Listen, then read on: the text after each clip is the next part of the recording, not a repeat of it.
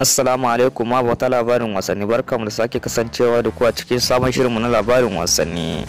inda a yau talata ne ake sa ran wasu kungiyoyi da su fafata a cikin kofin zakarun nahiyar turai, ciki har da Chelsea da Bayern Munich, Barcelona da Napoli, inda tuni wasu kungiyoyin suka gudanar da atisaye a cikin su.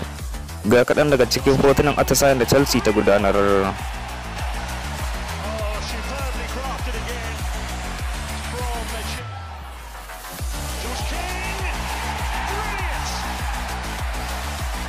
Bar mu tsallaka kasan Italiya mu kalli atisayen da Barcelona ta gudanar a birnin Napoli, ga kaɗan daga cikin hotunan natan.